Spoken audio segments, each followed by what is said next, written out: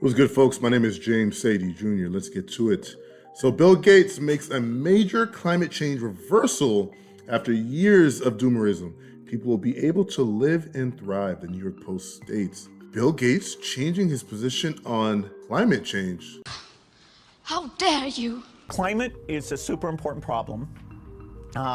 There's enough innovation here to avoid super bad outcomes.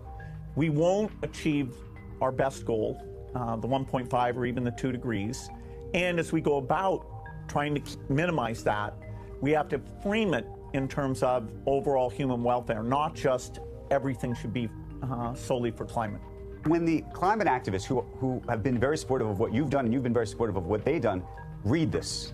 And if Greta Thunberg is reading this and saying to herself, my goodness, he seems like he is reversing himself, what would you tell her? I'd say, wasn't the goal here to improve human lives? And shouldn't we, in our awareness of how little generosity there is to help, measure, should we get them a measles vaccine or should we do some climate related activity? And if we stop funding all vaccines and that, saved you 0.1 degree, would that be a smart trade-off? That's the kind of question we have to ask. So I'm a climate activist, but I'm also a child survival activist. If you think climate is the only problem and it's apocalyptic, or if you think climate's not a problem at all, my memo will make no sense to you. You'll be like, oh no, it should all be climate, or you'll be like, why are you even still talking about this climate? Bill Gates has always been one of those individuals I 99.9% believe is part of this global cabal to bring forth this new world order.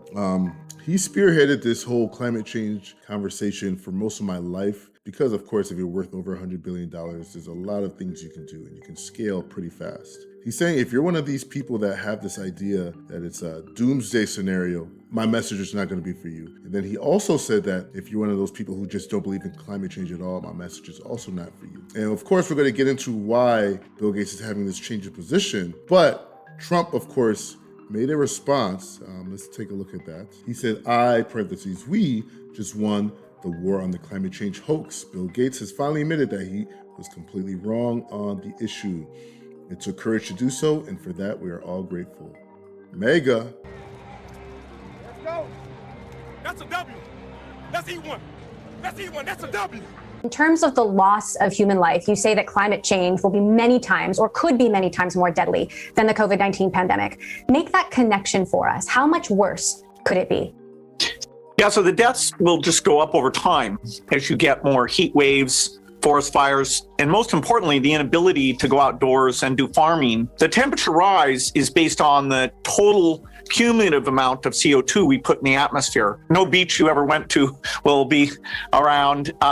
And sadly, there won't be a simple solution like, hey, let's get a vaccine and we can get ourselves out of this thing, because it's the entire industrial economy that's responsible for these emissions. The number of babies in the world goes down a tiny bit every year of the century, but its mix goes from being 25% in Africa to 50% in Africa. So Africa goes from 1 billion people to 4 billion people. So when we get to 11 billion, we're at 7 now, most of the increment is in Africa. The rest is the aging Asians living longer, that they go from 4 to 5 billion. And so in this report, we say, look, that's great, we got to 9%, but we could stay at 9% for the next 30 years unless we do a lot of really good investments in health and education and governance in Africa. One country in Africa, Nigeria, ain't nobody got time for that, is getting rid of greenhouse gas emissions. Australia is rare in that the opportunities exceed the things you have to give up. You have to give up a large part of and eventually almost all of the coal mining activity. What happens with beef? My climate group, Breakthrough Energy, just announced literally today an investment in an Australian group called Ruminate that helps cows not be so much a source of methane emissions. So we have two paths to solving that. That's 6% of global emissions are cows who burp and fart methane to an extreme degree. You can either fix the cows to stop them doing that, or you can make beef without the cow. Do me a favor, please. Get out of here. Get out of here, man. And both of those, will be pursued to see which one can lead to the best product in terms of taste, health, and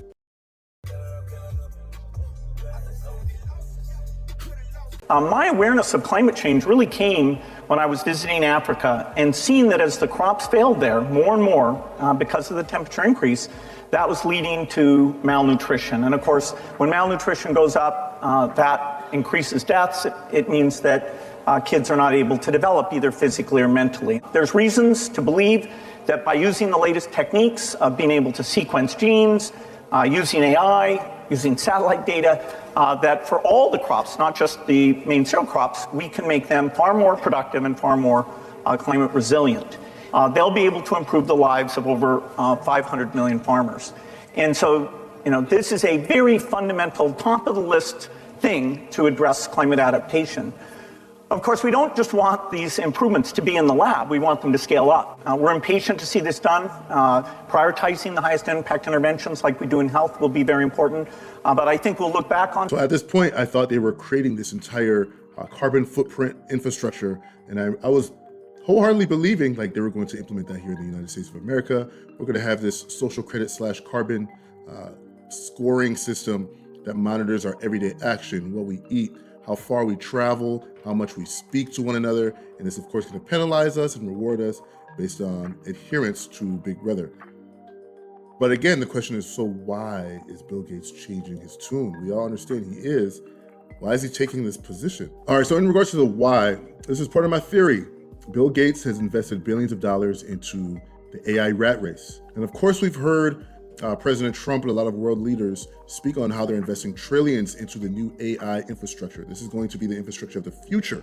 And Bill Gates he's one of those investors. He's investing in it. And I think the reason why he's making this claim is because of the water demands for AI data centers. If we're ever going to reach generative AI, the water demands are going to increase exponentially. Because of that, Bill Gates is changing his tune on climate change and the potential climate disaster that's going to impact humanity, because the demand for AI data centers is going to be so high in terms of water usage, it in itself will look like it's creating environmental issues.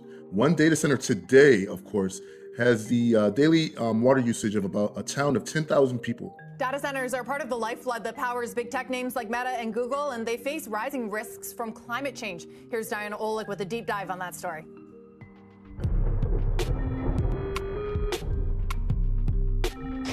Data centers store and transfer all the digital information we use, which is a lot and growing. So they run very, very hot. The cheapest and most common way to cool them is water, a lot of it. Water tends to be much cheaper than power.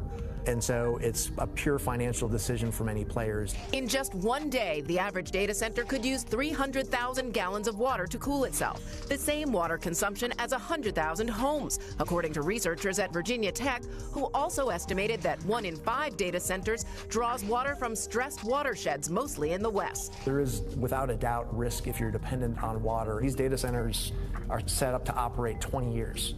So what is it going to look like in 2040 here, right? That's why when CyrusOne, formerly a REIT but purchased this year by investment firms KKR and Global Infrastructure Partners, moved into the drought-stricken Phoenix area, it used a different, albeit more expensive method of cooling. So that was sort of our aha moment where we had to make a decision. We changed our design to go to zero consumption water so that we didn't have that sort of risk. Realizing the risk in New Mexico, Meta ran a pilot program on its Los Lunas data center to reduce relative humidity from 20% to 13%, lowering water consumption. It has since implemented this in all of its centers. But Meta's overall water consumption is still rising steadily, with about 1/5 of that water last year coming from areas deemed to have water stress.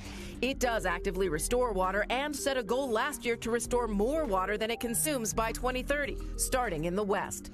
But while companies with their own data centers can do that, data centers that lease to multiple clients are increasingly being bought by private equity firms in search of high-growth real estate. There's a lot of new players that may not be as sophisticated, that may be looking at a short-term time horizon, that aren't worried about what the watershed looks like in 10 or 20 years because they're probably not going to be around. There you have it. Again, this is my theory, and I believe Bill Gates understood that it would be contradictory for him to, of course, advocate for climate change across the board, while in the same breath be so heavily invested in the tens of billions of dollars AI and its data and their necessary data centers. Bill Gates already has the numbers in front of him. He already has a team that's displayed the numbers for him and educated him on the matter. AI is going to be the future. AI is going to change how we live our lives, how we work, how we play, everything. Those early investors who are trying to get a piece of the pie now, they're investing in this infrastructure and they already understand the demands to get to the next level. It's going to be so demanding on our water supplies. In this article from EESI, Environmental and Energy Study Institute, they state, data center water usage closely parallels energy usage and carbon emissions. It closely parallels the same output as carbon emissions. As data centers use more energy for their typical data center operations to meet AI requests, they consume larger amounts of water to cool their processor chips so as to avoid overheating and potential damage. Similarly, as energy use increases in data centers, so do carbon emissions. Bill Gates does not want to be a hypocrite, so he's wiping his hands clean after decades of carbon footprint this, carbon footprint that. Now with AI popping up on the scene and generative AI right around the corner, maybe in a year or so, he's getting ready for this new initiative. And of course, we no longer need to sound the alarm on carbon emissions. Climate change is going to destroy humanity. He's of course letting Greta Thunberg down by saying this. And all you can talk about is money and fairy tales of eternal economic growth. Larger data centers can each drink up to 5 million gallons per day, or about 1.8 billion annually, usage equivalent to a town of 10 to 50,000 people. Together, the nation's 5,400 data centers consume billions of gallons of water annually. One report estimated that U.S. data centers consume 449 million gallons of water per day. Listen to this. According to scientists at the University of California, Riverside, each 100-word AI prompt is estimated to use roughly 1 bottle of water. So every time you're having fun with whether it's Gemini or Grok or whatever, and you're giving it 100-word prompts, maybe you're trying to create short films or something creative for social media, that's the equivalent of 1 bottle of water used to keep that data center cool. Again, this is my theory. You guys let me know your thoughts. Bill Gates changing his decades-long position on climate change. But again, you guys like, comment, subscribe. Let me know your thoughts down below. Remember, Christ is King. Deuces.